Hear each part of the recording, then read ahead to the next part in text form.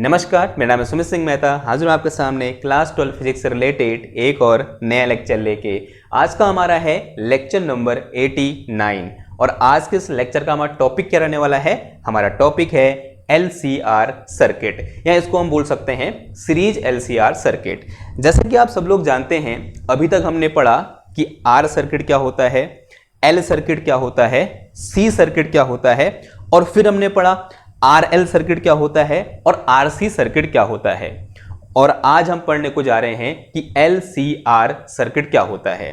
और एक बात इस लेक्चर के शुरुआत में आपको बता देना चाहता हूं कि अगर आपने इससे पहले के सर्किट नहीं पढ़े हुए हैं तो ये सर्किट आपको समझ में आने वाला नहीं है। अगर आपने फेज डायग्राम नहीं पढ़ा है, आपको पता नहीं है कि फेज डायग्राम क्या होता है, तो आपको ये लेक्चर समझ में नहीं आने वाला। तो पहली मेरी गुजारिश आपसे ये है कि वहां जाइए आप, यानी इससे पहले के जितने लेक्चर हैं, आई थिंक 2 लेक्चर हैं, दोनों 45 मिनट के हैं, उनको देखिए और उनको देखने के बाद यहां आइए, तब जाके आपको ये लेक्चर आज समझ में आने वाला है। और मैं ये आशा कर रहा हूं कि आपने वो लेक्चर देखे हुए हैं या आपने वो टॉपिक पढ़ा हुआ है और वो पढ़ने के बाद आप इस टॉपिक को पढ़ने के लिए आए हैं। तो फटाफट से हिंट डालो, क्या LCR सर्किट, कॉपी पेन निकालो और शुरू करो। तो हमारा टॉपिक क्या है भाई? LCR सर्किट है। जैसे नाम से पता चल रहा है कि यहां पर क्या होगा, एक L होगा यानी एक इंडक्टर होगा, एक C होगा यानी एक कैपेसिटर होगा और एक क्या होगा, R होगा यानी एक रेजिस्टेंस होगा यानी एक रजिस्टर होगा। और तीनों कैसे जुड़े होंगे? सीरीज में जुड़े होंगे। मान लिया मेरे पास क्या है, यहां हिंट डालना इस तरह से LCR सर्किट, जैसे मैंने यहां लिखा हुआ है, कॉपी के ऊपर हिंट डालो LCR सर्किट। और यहां क्या बनाओ, ये 3 चीज बनाओ। पहले क्या बनाओ भाई, एक L बनाओ। L यानी इस तरह से कॉइल या बोल सकते हैं इंडक्टर बना दिया। और एक क्या बना दिया मैंने, इस तरह से कैपेसिटर बना दिया। और यहां क्या बना दिया, एक रेजिस्टेंस बना दिया यूं करके। मान लिया ये जो इंडक्टर है इसका इंडक्टेंस कितना है, L है। L यानी इसका सेल्फ इंडक्टेंस। ये कैपेसिटर है, अज्यूम करो इसका कैपेसिटेंस कितना है, C है। और ये रेजिस्टर है, मान लिया इसका रेजिस्टेंस कितना है भाई, R है। ये क्या बन गया मेरे पास, एक LCR सर्किट बन गया। अब मैं क्या कर रहा हूं, इस सीरीज LCR सर्किट को एक एक्सटर्नल सोर्स से जोड़ रहा हूं। और इस समय जो सोर्स होगा वो कैसा सोर्स होगा, अल्टरनेटिंग वोल्टेज का सोर्स होगा। यानी यहां पर क्या लगा दी मैंने, इस तरह से एक अल्टरनेटिंग वोल्टेज लगा दी। और मैंने अज्यूम किया कि इस अल्टरनेटिंग वोल्टेज की वैल्यू कैसे वेरी कर रही है, V = V0 sine omega T के साथ वेरी कर रही है। यानी इस सर्किट में जो वोल्टेज मैंने लगा रखी है या एक्सटर्नल सोर्स है जो कि AC वोल्टेज है या अल्टरनेटिंग वोल्टेज है, वो क्या है मेरे पास, V = V0 sine omega T है। तो यहां पर जो मेरे पास वोल्टेज है वो क्या है, V = V0 sine omega T के बराबर है। अब यहां पर जो V है ये क्या है, this is value of voltage in this circuit at any instant. जो V है वो क्या है, value of voltage in this circuit at any instant.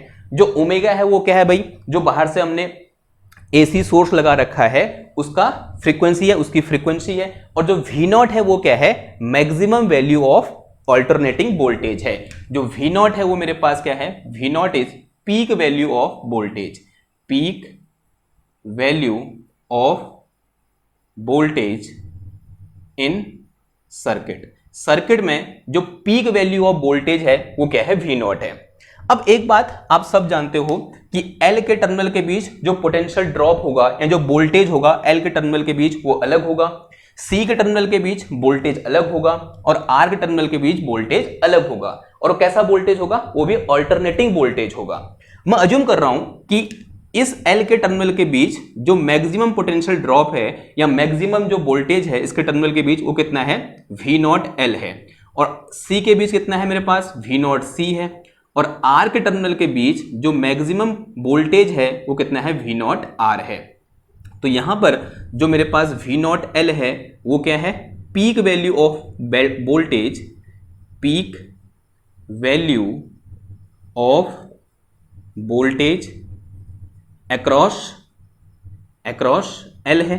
और जो मेरे पास V0C है वो क्या है, सेम चीज, peak value of voltage across C है। ये बात समझ में आ रही है, ये आप लिख लेना। और जो मेरे पास V0R है वो क्या है, this is peak value of voltage across R है। ये बात समझ में आई आपको? मैंने यहां पर 3 टर्म डिफाइन किए, एक क्या है V0L, दूसरा क्या है V0C और तीसरा क्या है V0R। जो V0L है वो क्या है, peak value of voltage across L है, जो वी नॉट सी है वो क्या है, peak value of voltage across C है, और जो वी नॉट आर है वो क्या है, peak value of voltage across R है, और जो वी नॉट है वो क्या है, peak value of voltage in this circuit, यानी इन दो टर्मिनल के बीच जो मेरे पास पीक वैल्यू होगी वोल्टेज की वो कितनी होगी, वी नॉट के बराबर होगी। अब अगर आपसे पूछूं, बताओ भाई, अगर मैं इस वी नॉट को V naught L, V naught C और वी नॉट आर के टर्म में लिखना चाहता हूं तो मैं कैसे लिखूंगा? आपकी पहली निगाह में या पहली सोच आपकी क्या बोलेगी कि this V naught must be equal to V naught L plus V naught C plus V naught R, ऐसा आप लिखोगे। बिकॉज आपने रेजिस्टेंस पढ़ा है ना, अगर तीन रेजिस्टेंस सीरीज में जुड़े होते हैं और मान लिया ये R1 है या R2 है या R3 है, यहां मेरे पास V1 है, यहाँ V2 है, V3 है, तब इन दो टर्मिनल के बीच जो पोटेंशियल ड्रॉप होगा वो V1 plus V2 plus V3 के बराबर होगा। आप ऐसा ही यहां पर भी सोचोगे, लेकिन ये तरीका क्या है भाई, गलत है। दिस इज रॉन्ग वे, ये क्या है भाई, गलत है। तो यहां पर हम कैसे निकालेंगे वी नॉट की value, V naught L, V naught C और वी नॉट आर के टर्म में? तो आंसर है किसका यूज करके, फेजर डायग्राम का यूज करके। Now use phasor diagram. तो याद रखना ऐसा नहीं लिखना है, बच्चे फिर भी न्यूमेरिकल में बार बार ये वाली गलती करते हैं। नाउ यूजिंग फेजर डायग्राम, क्या करेंगे हम, फेजर डायग्राम का यूज करेंगे और इस सर्किट के लिए हम फेजर डायग्राम बनाएंगे। तो क्या बनाएंगे यहां पर हम, फेजर डायग्राम बनाएंगे।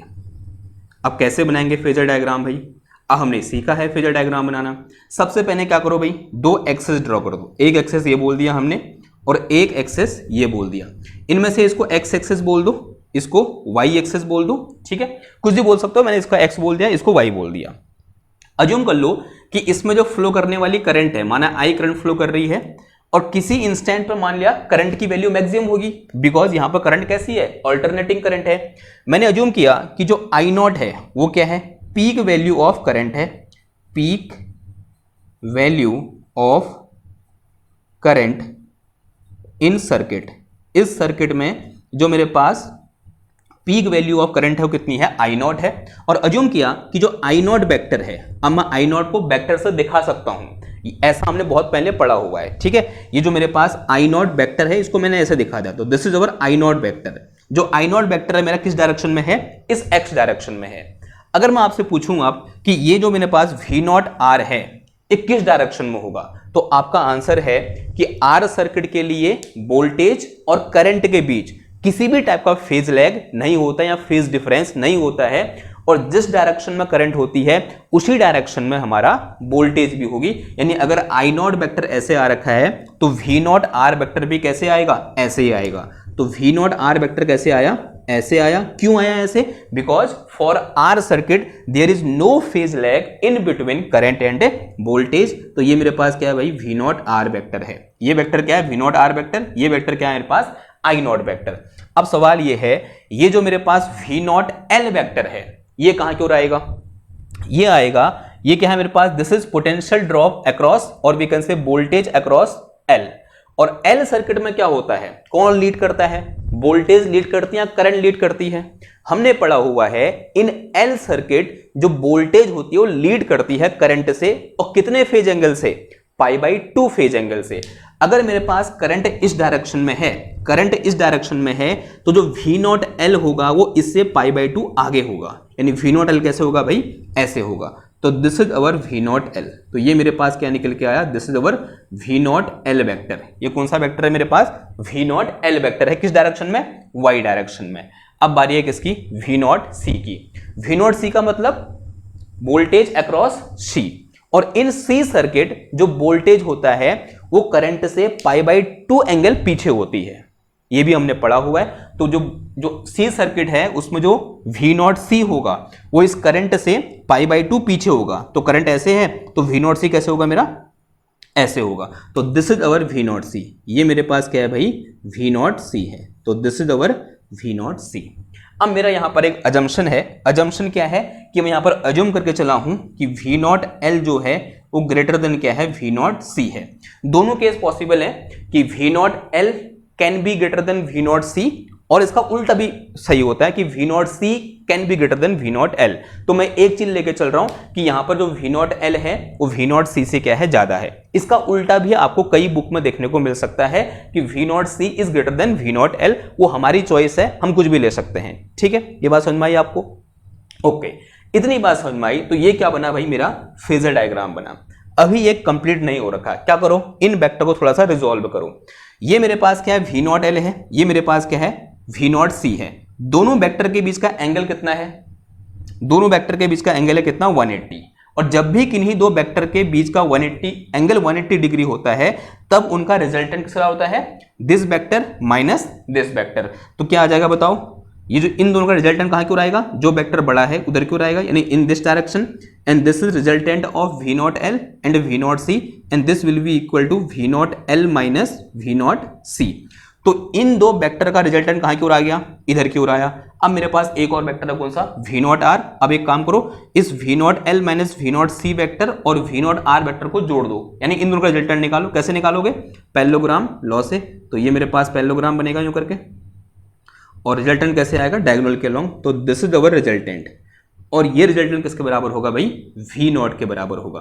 बिकॉज इन तीनों का सम, इन तीनों का सम कहने का मतलब this plus this plus this. पहले मैंने क्या किया, वी नॉट एल और वी नॉट सी को जोड़ा, यानी यहां पर जो एडिशन हो रहा है, कैसा एडिशन हो रहा है, वेक्टर एडिशन हो रहा है। तो मैं इसको ऐसे भी लिख सकता हूं, कैसे, कि जो मेरे पास वी नॉट है वो कैसा है, V naught L plus V naught C plus V naught R के बराबर है।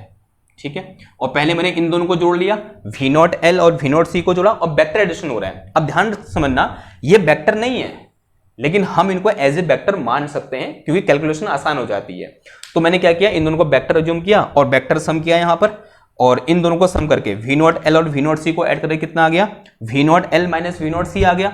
फिर इन दोनों को क्या करूंगा, इसके साथ ऐड कर दूंगा, और जब मैं इसको इसके साथ ऐड करूंगा तो कैसे यूज करूंगा, मतलब क्या बनाऊंगा, ऐसे पैरेललोग्राम बनाऊंगा। और ये किसके बराबर होगा, मेरे पास ये वेक्टर, जो ये वेक्टर आया यहां से यहां, ये क्या होगा, मेरा वी नॉट वेक्टर होगा। अब इसी की वैल्यू क्या करनी है, मेरे को फाइंड करनी है, पैरेललोग्राम मेथड से फाइंड कर लेंगे।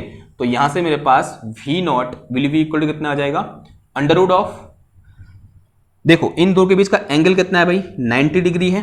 तो cos 90 कितना होता है, 0 होता है। देखो एक चीज हमने पढ़ी हुई है, क्या, vector A plus vector B का मैग्नीट्यूड किस तरह होता है, under root of A square plus B square plus 2ab cos theta के बराबर होता है। और हमारे केस में थीटा इक्वल टू कितना है, 90 डिग्री है। तो ये तो कितना हो जाएगा, ये टर्म कितना हो जाएगा, 0, बिकॉज cos 90 0, बचे मेरे पास सिर्फ दो टर्म ए स्क्वायर प्लस बी स्क्वायर। और यहां पर ए की जो कितना है, वी नॉट आर है, और बी की जो कितना है, V naught L minus V naught C है। तो उठा के वैल्यू पुट करो यहां पर, कितना आ जाएगा ये, वी नॉट आर का होल स्क्वायर, और फिर प्लस कितना आ गया, V naught L minus V naught C का होल स्क्वायर। तो V naught L minus V naught C का होल स्क्वायर, ये क्या निकल के आया, मेरा वी नॉट निकल के आया। तो ऐसा नहीं करेंगे, कैसा करेंगे, ऐसा करेंगे। और अगर आपको ऐसे लिखना भी है तो सम कैसा होगा, ऐसे स्केलर सम नहीं होगा, वेक्टर सम होगा। लेकिन फिर भी ध्यान देना है, वोल्टेज वेक्टर क्वांटिटी नहीं है, लेकिन इसको अगर मैं वेक्टर सम की तरह लेता हूं तो हमारी कैलकुलेशन आसान हो जाती है, जो कि हमने फेजर डायग्राम में डिस्कस किया था कि क्यों हम इनको वी नॉट को एक फेजर के तरह लिख सकता हूं। ठीक, ओके, अगर इतनी बात समझ में आई, अब थोड़ा सा आगे बढ़ते हैं। सेड सम इक्वेशन नंबर 1, इसे क्या बोल दिया, इक्वेशन नंबर मैंने 1 बोल दिया। अब थोड़ा सा आगे बढ़ो, हमने कल डिस्कस किया था या परसों हमने डिस्कस किया था कि अगर इसमें जो करंट की मैक्सिमम वैल्यू कितनी है, आई नॉट है, तो इस वी नॉट आर को मैं क्या लिख सकता हूं, V naught R will be equal to I naught into R. और जो मेरे पास वी नॉट एल है, इसे मैं क्या लिख सकता हूं, आई नॉट इंटू एक्सएल। एक्सएल क्या है, यहां पर इंडक्टिव रिएक्टेंस है। और जो मेरे पास वी नॉट सी है, इसे मैं क्या लिख सकता हूं, आई नॉट इंटू एक्सी लिख सकता हूं, जहां एक्सी क्या है, कैपेसिटिव रिएक्टेंस है। एक्सएल क्या है, इंडक्टिव रिएक्टेंस, और एक्सी क्या है, कैपेसिटिव रिएक्टेंस। अब एक काम करो, इन तीनों की वैल्यू उठाओ, इक्वेशन नंबर 1 में पुट करो। Now equation 1 become V naught will be equal to under root के अंदर ये कितना आ गया, देखो आई नॉट आर का होल स्क्वायर प्लस ये ब्रैकेट के अंदर कितना आ जाएगा, ये आई नॉट इंटू एक्सएल, और माइनस कितना आ गया, आई नॉट इंटू एक्सी, इस पूरे का होल स्क्वायर। देखो सबसे आई नॉट कॉमन है, तो कितना आ जाएगा, ये मेरे पास आ गया आई नॉट का स्क्वायर, पहले स्क्वायर ओपन कर लेते हैं, और ये आर स्क्वायर प्लस यहाँ से आई नॉट बाहर आया, जैसे आई नॉट बाहर का सर के ऊपर स्क्वायर ही बैठ के आएगा, तो आई नॉट का स्क्वायर इंटू कितना आ गया एक्सएल माइनस एक्सी का होल स्क्वायर। देखो यहाँ से आई नॉट, यहाँ से आई नॉट, दोनों कहाँ जाएंगे, रूट के बाहर। अगर रूट के बाहर आएंगे तो ये रूट के ऊपर 1/2 बैठ के आएगा और ये स्क्वायर क्या हो जाएगा, कैंसिल हो जाएगा। तो V naught will be equal to कितना आ जाएगा, I naught, and this is under root के अंदर कितना आया, R square plus XL minus XC का होल स्क्वायर, ऐसा कुछ हो गया।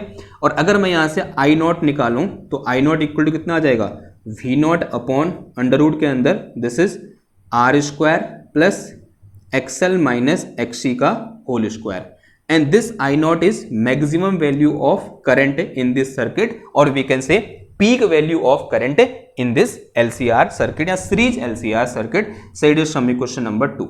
इसे हमने क्या बोल दिया, इक्वेशन नंबर 2 बोल दिया। क्लियर है इतनी बात? अगर इतनी बात क्लियर हो गई, थोड़ा सा आगे बढ़ते हैं। अब इस इक्वेशन नंबर 2 को थोड़ा ध्यान से देखो। ये मेरे पास क्या करंट है, ये मेरे पास वोल्टेज है। भाई यहां क्या होगा, जो ये जो नीचे क्वांटिटी है, ये जो क्या बोलते हैं इसको, हर यानी डिनोमिनेटर, जो ये क्वांटिटी है यहां पर, this quantity have same dimension as resistance, यानी जो डायमेंशन रेजिस्टेंस की होगी वही डायमेंशन इस क्वांटिटी की भी होगी। बिकॉज यहां क्या है भाई, आई है, यहां क्या है मेरे पास वी नॉट है, तो ये क्या होना चाहिए, रेजिस्टेंस होना चाहिए। तो this quantity represent resistance offer by this LCR circuit for AC। ये LCR सर्किट AC के लिए कितना रेजिस्टेंस लगा रहा है, ये क्वांटिटी, मतलब ये जो क्वांटिटी है उस चीज को दिखा रही है। और इसका एक नाम भी होता है क्या, इंपीडेंस। क्या बोलते हैं इसको हम, इंपीडेंस बोलते हैं। तो ये क्वांटिटी है दिस आर स्क्वायर या अंडर रूट के अंदर कितना है, under root of R square plus XL minus XC का होल स्क्वायर, इसको हम क्या बोलते हैं, क्या, impedance of LCR circuit, impedance of LCR circuit. LCR circuit का इंपीडेंस कहलाता है and it is represented by Z। ये किससे दिखाते हैं, इसको Z से दिखाते हैं, और इसकी यूनिट क्या हो जाएगी, ओम हो जाएगी।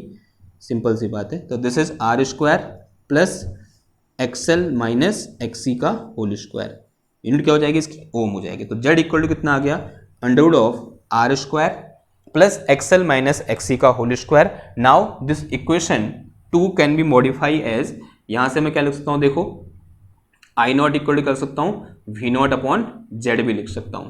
तो आई नॉट इक्वल टू कितना आ गया, वी नॉट अपॉन जेड आ गया।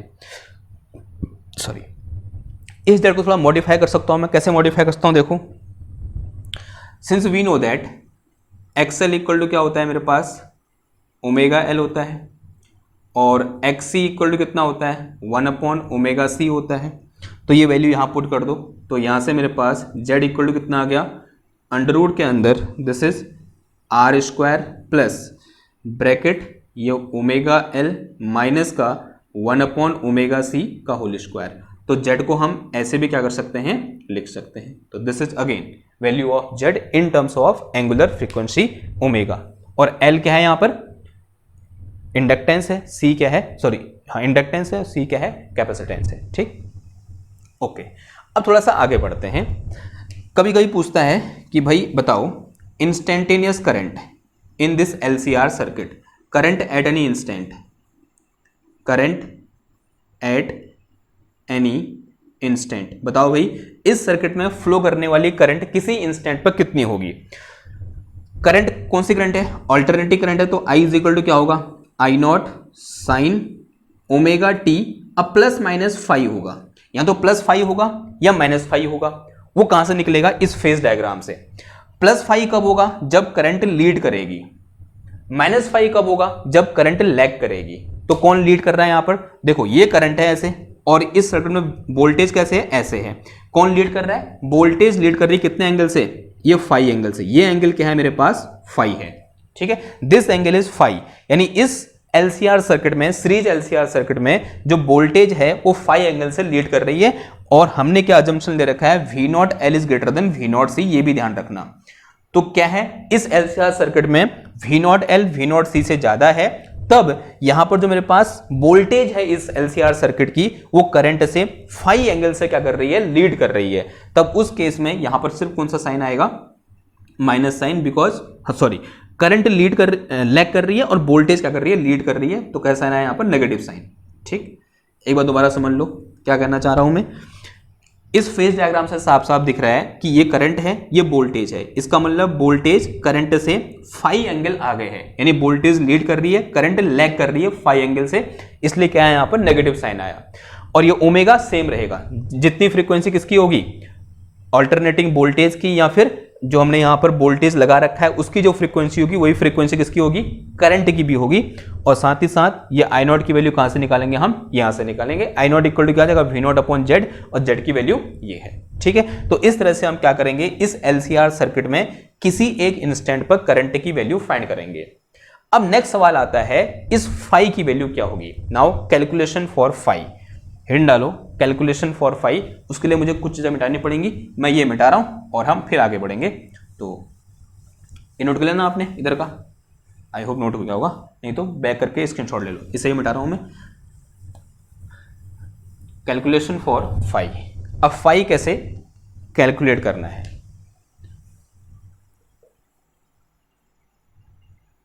कैलकुलेशन फॉर फाई, फाई यानी phase angle in LCR circuit. देखो साफ साफ एक मेरे पास ट्रायंगल यहां बन रहा है, इसको अगर मैं O बोलूं, इसे B बोलूं, A बोलूं और इसे B बोलूं, तो मेरे पास यहां पर राइट एंगल ट्रायंगल है, ट्रायंगल OAB। देखो अगर मैं इसमें क्या लगाऊं, tan फाई लगाऊं, तो tan फाई इक्वल टू कितना आ जाएगा, base upon perpendicular upon base. Perpendicular कितना है मेरे पास, AB के बराबर है, और बेस कितना है मेरे पास यहाँ OB के बराबर है। तो यहां से मेरे पास tan phi equal to AB कितना आ गया, AB किसके बराबर, देखो ये AB है और AB मेरे पास किसके बराबर, V0L माइनस V0C के बराबर, और अपॉन कितना आ जाएगा OB, और OB कितना है मेरे पास, V0R के बराबर। ठीक है, तो यहां से मेरे पास tan फाई इक्वल टू, इन सब की वैल्यू अभी मैंने लिखी थी, इसकी वैल्यू कितनी होती है, उधर से देखो, यहां से ये वैल्यू होती है मेरे पास कितना, I0 into XL minus I0 into XC, और इसकी वैल्यू कितनी होती है, I0 इंटू R। देखो सबसे I0 बाहर आके कैंसिल हो जाएगा। ठीक है, यहां से मैं कॉमन लूंगा, I0 बाहर लूंगा, अंदर कितना बच जाएगा, XL माइनस XC, और अपॉन में कितना आ जाएगा, I0 इंटू R आ जाएगा। इस I0 से I0 कैंसिल हो जाएगा, तो यहां मेरे पास tan phi will be equal to कितना आ जाएगा, XL माइनस XC, और अपॉन में कितना आया, R आया। तो फाई इज इक्वल टू कितना आ गया यहां से, tan inverse this is XL minus XC, और अपॉन कितना आया, R आया। तो इस तरह से क्या कर सकता हूं मैं, किसी LCR सर्किट के लिए जो फेज एंगल है वोल्टेज और करंट के बीच वो निकाल सकता हूं, और ये फॉर्मूला बहुत इंपॉर्टेंट है, डिराइव करने को भी आता है। ठीक है, क्लियर है बात। नाउ इस फाई को निकालने का एक और तरीका हो सकता है कि भाई मैंने क्यों यहां पर tan फाई लगाया, cos फाई से भी तो निकल सकता था। तो और इसको ऐसे भी लिख सकते हैं, अगर मैं इसी ट्रायंगल में अगर cos फाई लगाऊं, देखो भाई cos फाई इक्वल टू क्या होता है, बेस अपॉन हाइपोटेनियस। बेस कितना है यहां से यहां तक, V0R के बराबर है। अब बताओ भाई हाइपोटेनियस कितना है, हाइपोटेनियस ये है, यानी ये किसके बराबर है, यहां से यहां V0 के बराबर है। तो हाइपोटेनियस कितना है मेरे पास, V0 है। तो इसको मैं क्या लिख सकता हूं, V0R यानी I0 इंटू R, और V0R equal to I0 into R। तो V0 क्या हो जाएगा, यहां से देखो V0 इक्वल टू क्या हो जाएगा, I0 इंटू Z। तो V0 will be equal to कितना आ जाएगा, I0 इंटू Z हो जाएगा। I0 से I0 कैंसिल हो गया, तो यहां से मेरे पास cos फाई इक्वल टू कितना आया, R अपॉन Z आ गया। तो यहां से मेरे पास फाई इज इक्वल टू कितना आ गया, cos inverse R upon Z आ गया। और ये टर्म बहुत इंपॉर्टेंट होता है और ये आगे काम भी आएगा। जो cos फाई है ना, इसका अपना एक अलग महत्व है, इसको हम पावर फैक्टर बोलते हैं। क्यों पावर फैक्टर बोलते हैं, कैसे ये आया, आगे हम डिस्कस करेंगे जब हम पावर के बारे में डिस्कस करेंगे इन LCR सर्किट या इन AC सर्किट। लेकिन फिलहाल के लिए ये आपके दिमाग में होना चाहिए कि भाई cos फाई यहां पर एक बहुत इंपॉर्टेंट रोल प्ले करने वाला है। ठीक है, यहां तक बात ओके। अब यहां तक बात समझ में आई, अब थोड़ा सा आगे बढ़ते हैं। अब यहां पर एक और टर्म आता है जिसे हम बोलते हैं क्या, रेजोनेंस कंडीशन या condition of resonance for series LCR circuit. ये हमारा क्या है टॉपिक है, और बहुत बार यहां से क्वेश्चन पूछा जाता है कि सीरीज एलसीआर की रेजोनेंस की कंडीशन से क्या मतलब है। ठीक है, तो उसके लिए मुझे कुछ चीजें मिटानी पड़ेंगी, मैं यहां पर मिटा के चल रहा हूं, तो मैं इसे मिटा रहा हूं। ठीक है, क्योंकि डायग्राम का आपको यूज है नहीं, तो ये मैंने मिटा दिया, ये मिटा दिया। इस फेज डायग्राम को मिटा रहा हूं, आप चाहो तो फटाफट से क्या कर लो, नोट कर लो वीडियो पॉज करके, या फिर सिंपल सा स्क्रीनशॉट ले लो। ठीक, मैं इसे मिटा रहा हूं और हिंट डालो क्या, resonance condition for series LCR circuit. क्या मतलब हुआ भाई इसका, समझेंगे जरा। पहले हिंट डालेंगे, condition of resonance, condition of resonance for LCR circuit. जब मैं एलसीआर बोल रहा हूं तो सीरीज अपने आप ही वहां पर जुड़ गया है। ठीक है, तो सीरीज एलसीआर सर्किट रेजोनेंस का क्या मतलब हुआ, पहले मैं आपको एक लाइन में बताता हूं कि रेजोनेंस का मतलब क्या हुआ। अगर किसी एक सर्किट में या एलसीआर सर्किट में फ्लो करने वाली करंट मैक्सिमम है, क्या बोल रहा हूं मैं, अगर किसी एक एलसीआर सर्किट में फ्लो करने वाली करंट मैक्सिमम है, तब हम बोलते हैं कि वो सर्किट रेजोनेंस में है। तो एक लाइन लिख रहा हूं, if current in any LCR circuit is maximum, then we say circuit is in resonance. Circuit is in resonance. ठीक है, अगर किसी LCR सर्किट में फ्लो करने वाली करंट कैसी है, मैक्सिमम है, तब हम बोलते हैं वो सर्किट कहां है भाई, रेजोनेंस में है। अब अगर मैं ये निकाल दूं कि वो कौन सी कंडीशन है जहां पर फ्लो करने वाली करंट मैक्सिमम होगी, तो वही कंडीशन क्या हो जाएगी, कंडीशन ऑफ रेजोनेंस हो जाएगी। तो अभी हमने करंट का एक फॉर्मूला लिखा था, क्या, current I is equal to, यानी करंट की जो पीक वैल्यू है उसके लिए हमने कैलकुलेशन की थी। ऑब्वियसली बात है, जहां पर करंट मैक्सिमम होगी वहां पर उसकी पीक वैल्यू भी क्या होगी, तो मैक्सिमम होगी। तो since we know that I naught equal to क्या होता है मेरे पास, वी नॉट अपॉन जेड होता है, या वी नॉट अपॉन ये होता है, तो वी नॉट अपॉन जेड होता है, यहां से मैंने लिख दिया I naught equal to V naught upon Z, और जेड की वैल्यू क्या है, ये है। और अगर मैं ये चाहता हूं कि किसी एक सर्किट में आई नॉट की वैल्यू क्या हो, मैक्सिमम हो, आई नॉट की वैल्यू क्या हो, मैक्सिमम हो, ऐसा होने के लिए, अब वी नॉट तो कांस्टेंट है, इसको तो चेंज कर नहीं सकते। अगर आई नॉट क्या है मेरे पास, मैक्सिमम मैं चाह रहा हूं, मेरी चाहत क्या है कि आई नॉट की वैल्यू मैक्सिमम हो जाए, तो कब होगा ऐसा तभी हो सकता है जब जेड की वैल्यू कैसी हो, मिनिमम हो। तो आई नॉट को मैक्सिमम करने के लिए जेड ने क्या होना पड़ेगा भाई, मिनिमम होना पड़ेगा। अब जेड की वैल्यू क्या है, फिर क्या कर सकते हैं कि जेड मिनिमम हो जाए, देखो since we know Z equal to कितना है मेरे पास, अंडर रूट के अंदर R square plus XL minus XC का होल स्क्वायर है, जेड की वैल्यू ये है। अब इनमें से एक आपको दिमाग में आ रहा होगा, सबको जीरो कर दो, लेकिन सबको जीरो कर दूंगा तब वो एलसीआर सर्किट बचेगा ही नहीं। यानी कंडीशन क्या है, R can not be equal to zero, XL can not be equal to zero, XC can not be equal to zero, ये तीनों जीरो नहीं हो सकते। इन तीनों को जीरो किए बिना यहां पर एक ऐसी कंडीशन लानी है जिसके लिए जेड की वैल्यू क्या हो, मिनिमम हो।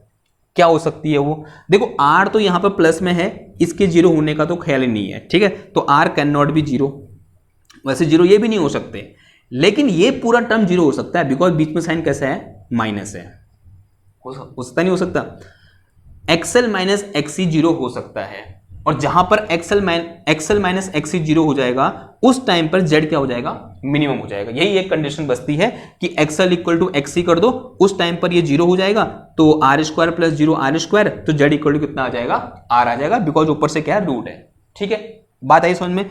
तो for Z minimum, for Z minimum जो मेरे पास एक्सएल होना चाहिए एक्सी के बराबर होना चाहिए, और इसी कंडीशन पर जेड क्या होगा, मिनिमम होगा, और इसी को हम क्या बोलते हैं, कंडीशन ऑफ रेजोनेंस बोलते हैं। यानी जब भी किसी सर्किट में एक्सएल और एक्सी दोनों बराबर हो जाएंगे, उस केस में उस सर्किट में करंट का एम्पलीट्यूड मैक्सिमम हो जाएगा, यानी करंट मैक्सिमम हो जाएगी, और तब हम क्या बोलेंगे, वो सर्किट कहां है, रेजोनेंस में है। क्लियर है बात इतनी, तो ये क्या होगी, कंडीशन ऑफ रेजोनेंस। तो कंडीशन ऑफ रेजोनेंस में तो मेरे पास जो जेड होगा उसकी वैल्यू कितनी होगी, इस केस में जो जेड मिनिमम होगा this will be equal to under of R square plus XL minus XL, because दोनों क्या है बराबर हैं, और इसका whole square, this term will be equal to 0।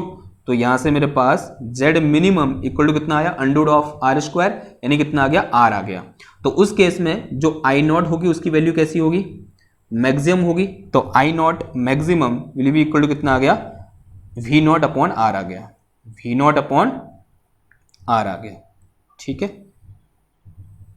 तो इस सर्किट में एट रेजोनेंस फ्लो करने वाली करंट का जो एम्पलीट्यूड होगा वो मैक्सिमम होगा, जिसकी वैल्यू कितनी होगी, वी नॉट अपॉन आर के बराबर होगा, मतलब वी नॉट अपॉन आर के बराबर होगी। और उस समय एलसीआर सर्किट किस तरह बिहेव करेगा, एक प्योर रेजिस्टिव सर्किट की तरह बिहेव करेगा, क्योंकि ऐसा लग रहा है कि उसमें सिर्फ क्या है, एक रेजिस्टेंस है उसमें एलवी और सीवी, लेकिन इस इक्वेशन को देखकर ऐसा लग रहा है कि उस एलसीआर सर्किट में सिर्फ क्या है, एक रेजिस्टेंस है। इसका मतलब एट रेजोनेंस जो एलसीआर सर्किट होता है वो as a pure resistive circuit behave करता है, या बोल सकते हैं एक आर सर्किट की तरह बिहेव करता है, जो इस इक्वेशन को हमें देखने को मिल रहा है। और ये सिर्फ कब होगा, रेजोनेंस की कंडीशन होगा, नहीं जब एक्सएल इक्वल टू एक्सी होगा, सिर्फ वहीं पर होगा। क्लियर बात नहीं, ओके, इतनी बात क्लियर है। थोड़ा सा आगे बढ़ते हैं। यहां पर एक और टर्म आता है जिसको हम बोलते हैं क्या, रेजोनेंट फ्रीक्वेंसी। इसे मिटा रहा हूं मैं और नया टर्म डिफाइन कर रहा हूं, क्या, रेजोनेंट फ्रीक्वेंसी। न्यू टर्म हमारे पास क्या, रेजोनेंट फ्रीक्वेंसी।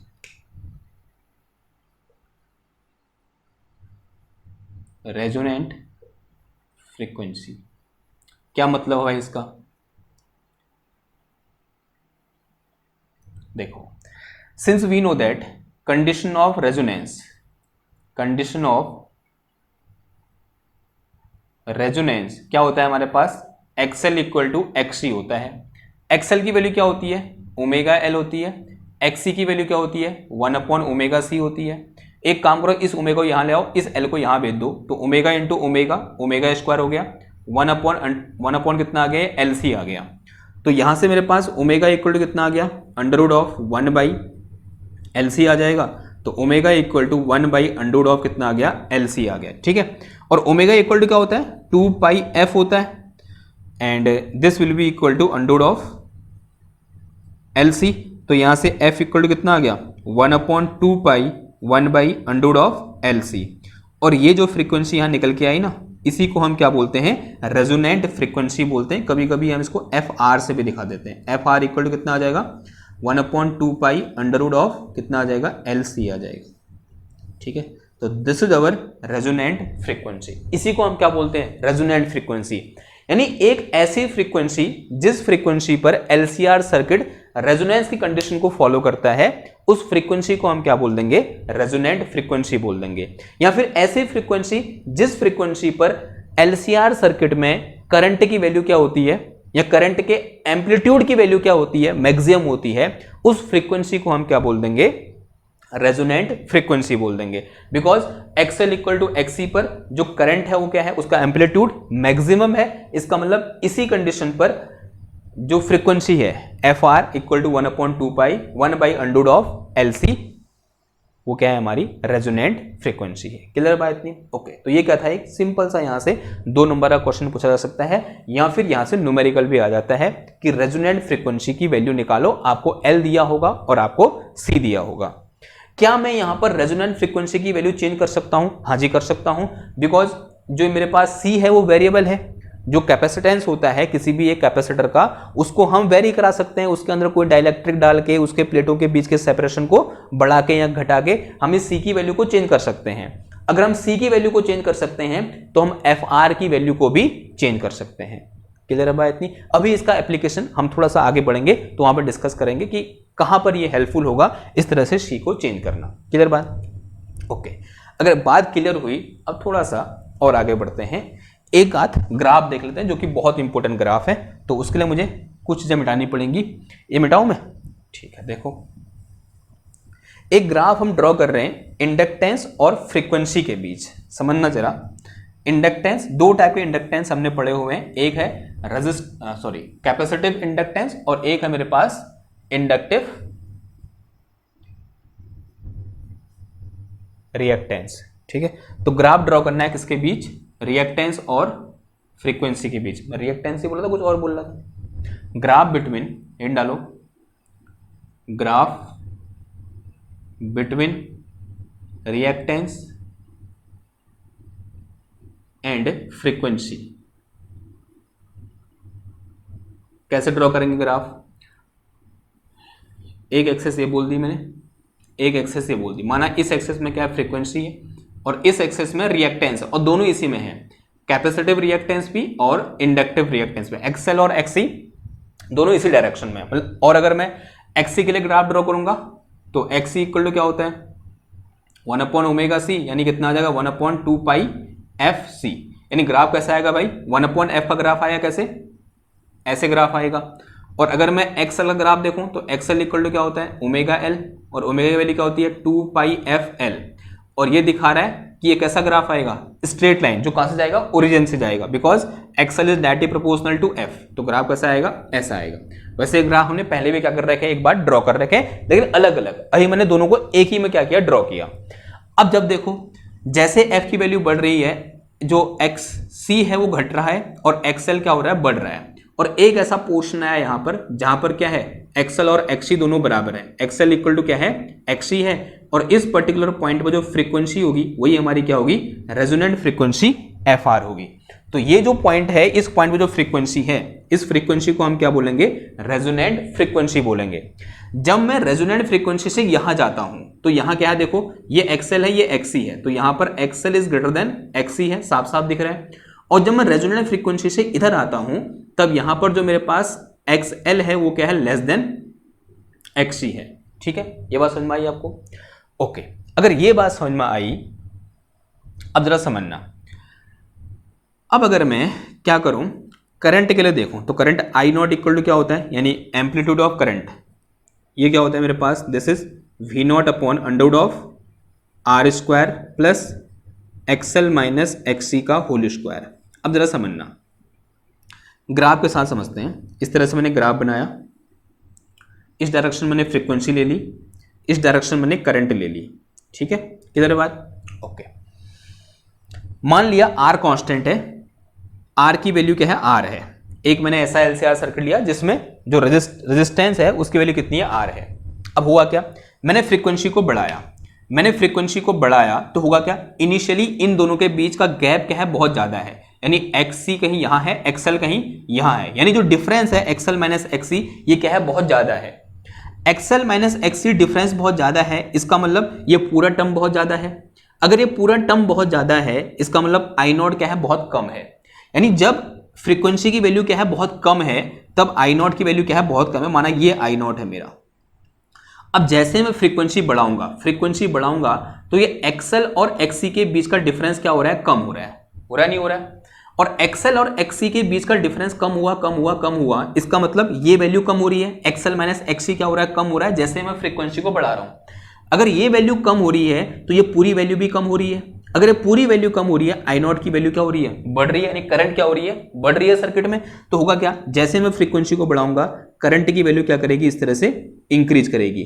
और जैसे मैं कहां पहुंचूंगा, इस पॉइंट पर पहुंचूंगा, यानी कहां पर पहुंचूंगा, रेजोनेंट फ्रीक्वेंसी पर पहुंचूंगा, एक्सएल इक्वल टू क्या हो जाएगा, एक्सी हो जाएगा। जैसे एक्सएल इक्वल टू एक्सी तो ये टर्म कितना हो जाएगा, 0। तो यहां पर जो करंट होगी उस केस में कितनी हो जाएगी, मैक्सिमम हो जाएगी। माना ये वो वैल्यू यहां पर आ गई, ये मेरे पास क्या है, एफ आर है, यही ले रहा हूं, सेम ही ग्राफ ले रहे हैं।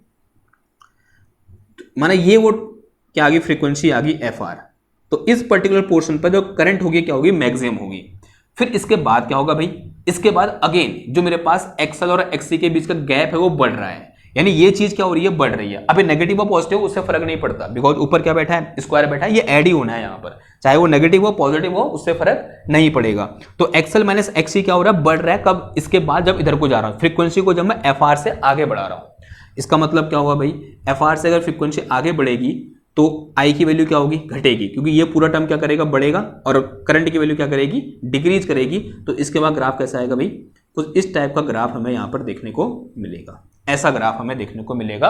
अगर कब, जब रेजिस्टेंस कितना है भाई, आर है मेरा।